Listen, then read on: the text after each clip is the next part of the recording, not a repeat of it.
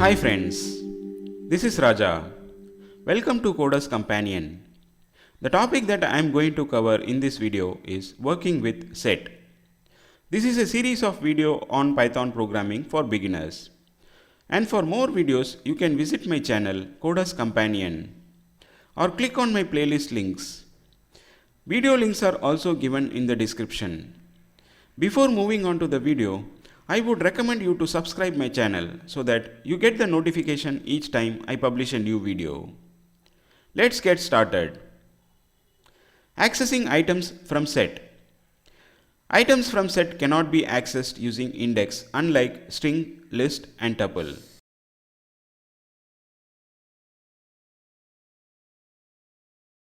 For example, I am creating a set my set is equal to in curly bracket 10, 20, 30, 40. When I try to access item in index 0, my set square bracket 0, it will throw error because set is an unordered collection of items, so it cannot be accessed using index. Set does not allow duplicate items. For example, I am creating a set my set is equal to in curly bracket I am entering some set of values. You can see here I entered some duplicate items such as 5 and 3 in my set. But when I print my set, it eliminates the duplicate items. We can access set items using for loop. Let's create a set variable days is equal to in curly bracket Sunday, Monday, Tuesday and so on. I am using a for loop. For day in days, print day, whereas day is a variable. You can see in the output it prints all the values, but it is unordered because set does not save items in any specific order. Adding items in set. We can add items to a set using the add function. It takes exactly one argument. Before adding an item to set, let's create an empty set using the command fruits is equal to set with open close parentheses. Here fruits is an empty set variable. Now let's add items to set using fruits.add of apple. The value apple is sent as an argument to add function. You can see apple is added in the set variable fruits. Let me add more items. Fruits.add of mango, fruits.add of cherry. Now in the output, 3 items are added. Add function will add one item at a time. To add more than one item at a time, we can use update function. The update function accepts another iterable such as set, list, string, dictionary as a parameter and adds the elements of this iterable to the set. Let's see this with an example. I am creating a set. Set 1 is equal to in curly bracket 1, 2, 3 and set 2 is equal to in curly bracket 2, 3, 4, 5. Now I am going to update set 1 by set 2 using the command set1.update of set 2. You can see in the output set 2 is merged into set 1. Now set 1 is equal to in curly bracket 1, 2, 3, 4, 5 and set 2 remains same. Let's take another example. This time I want to merge items from various sequence types such as list, tuple, string, dictionary into a set.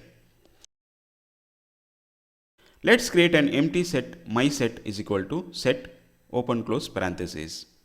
Let me create a set of variables of type list, tuple, string and dictionary. So now I created variables of type list, tuple, string and dictionary. I am going to merge all the items using the command myset.update of ls, tup, str, dct.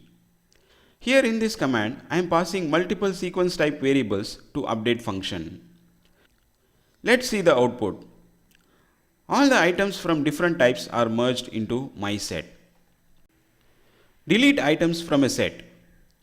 We can delete the items from the set using the listed methods: remove, discard, clear, and del command. Remove function. As the name implies, it removes the specified item from the set. For example, let me create a set. Fruits is equal to, in curly bracket, apple, comma grapes, comma cherry, comma papaya, comma mango. To remove an item, let's say grapes, from the set, I am using the command fruits.remove of grapes. And in the output, grapes is removed from the set. Discard function. This function also removes the specified item from the set. Let's take the same set variable fruits. Now I want to remove the item cherry from fruits. For that, I am using the command fruits.discard of cherry.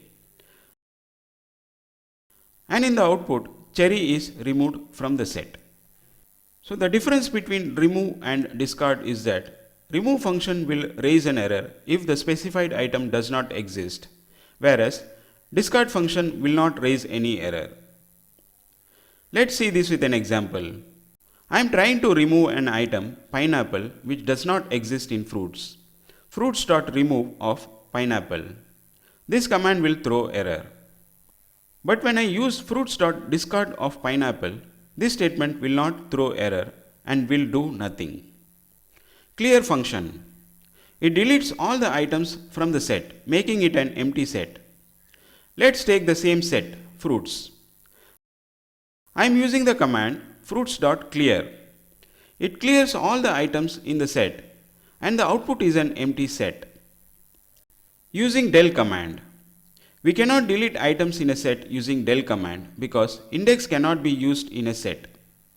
But we can delete the set itself. For example, let's create a set.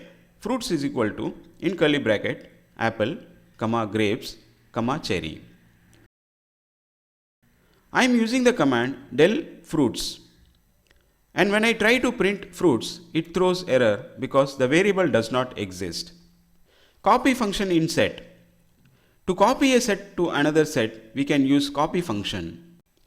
Typically, an assignment operator is used to copy value from a variable to another.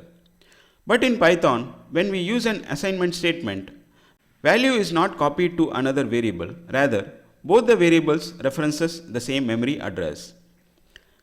Let's see this with a demo. I am creating a set. Set1 is equal to, in curly bracket, pen, comma, pencil, comma, eraser. And I am copying set1 to set2 using assignment operator. Set2 is equal to set1. Let's print set1 and set2.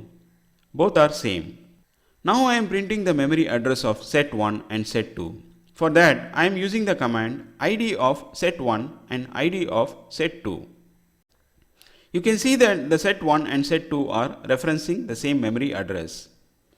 Let's create another copy of set1. This time I am using copy function.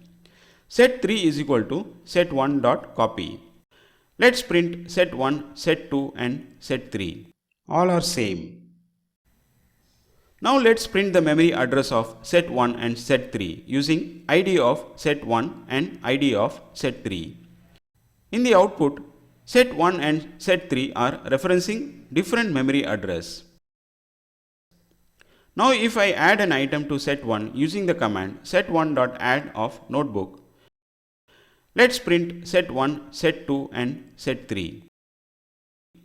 In the output, the item notebook is added to set1 and set2 because both the variables are referencing the same address, whereas set3 remains unchanged because set3 was copied using the copy function.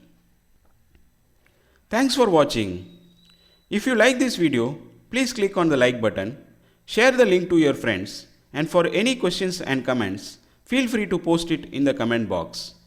And don't forget to subscribe my channel so that you get the notification each time I publish a new video. My upcoming videos will be on set operations. See you in next video.